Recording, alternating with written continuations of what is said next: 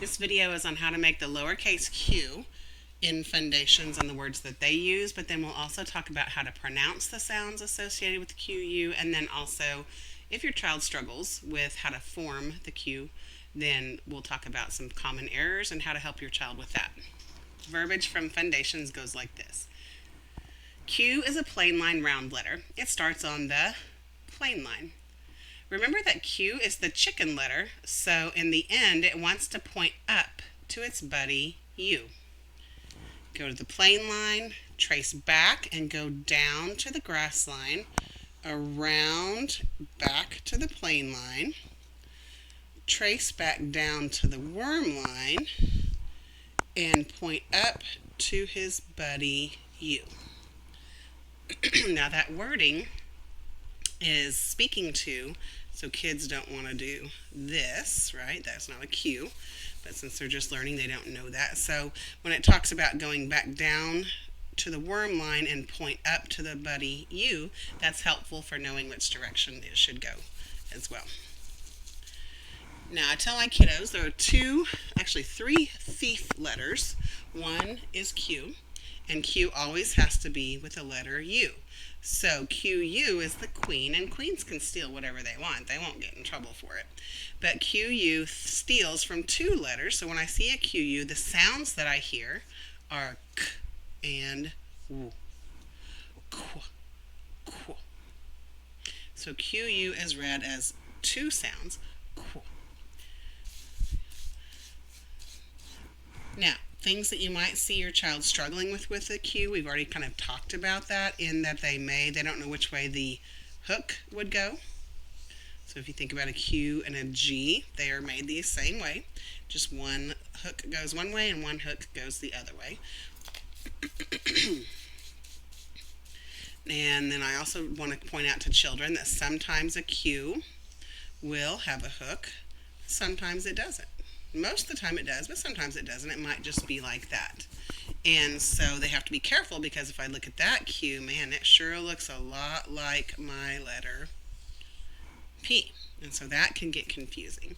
And so one way to differentiate a Q and a P, if they're formed that way, and I tell students this, is that the P, we talked about this in my P video, is for popcorn, and popcorn is very popular, and he loves to hang out with the letters. So if I have my letter P, would he be walking towards the letters or would he be walking out the window? And they would say he's walking towards the letters. So popcorn loves to hang out with the letters.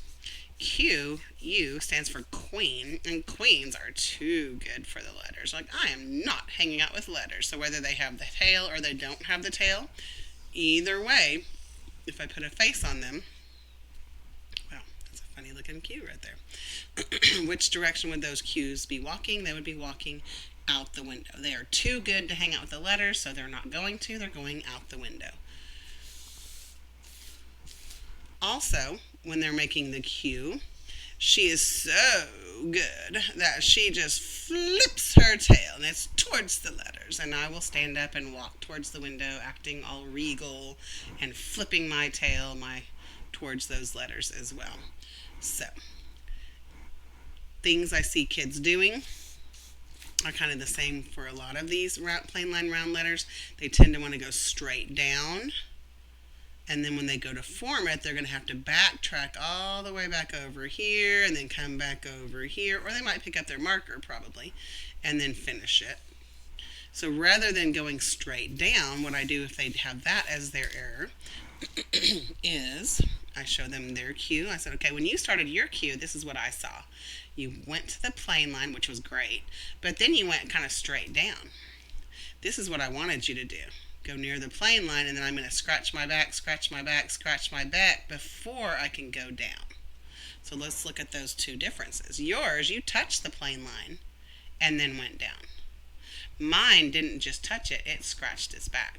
So we want to make sure we're going scratch, scratch, scratch, scratch, scratch our back before we can go down and finish it. And like any letter that goes to the worm line, another error that I typically see is they'll want to do something like this. They're not used to dropping below the plain line, and so they kind of get a little bit like iffy about what to do when that happens because there's not a lot of letters that drop below. So we talk about, again, letters don't like to float. They like to touch lines. And so if I look at a Q like this, is this part touching a line or is it floating? It's floating. Is this part touching a line or is it floating? It's floating. And so we have to make sure that we're scratching back, scratching bellies, and Q actually has a tail, so we have to scratch its tail. So when I make a Q, I'm going to go up, scratch my back, come around, scratch my belly, scratch my belly. By the way, what letter does that look like? A C. So if I can start, and if your child struggles with a Q, I would go back and review how do I make a C. If they struggle with that, let's solidify that C production first, because it's a good chunk of producing a Q. Anyway, so then you can also even pull it from the letter A, because what letter does that look like? And they would say A. So you can do that as well. And then we're going to drop, and when we drop, we're going to make sure we touch, because we don't want to float. We're going to go to that worm line, and then it's going to scratch its tail. And remember, QU says, I am not hanging out with a letter. So she flips her tails toward those letters as she walks out the window. Or, like they said, when Q is always going to have to be with the letter U. So you can also have it talking about how the tail flips up to its friend, the letter U.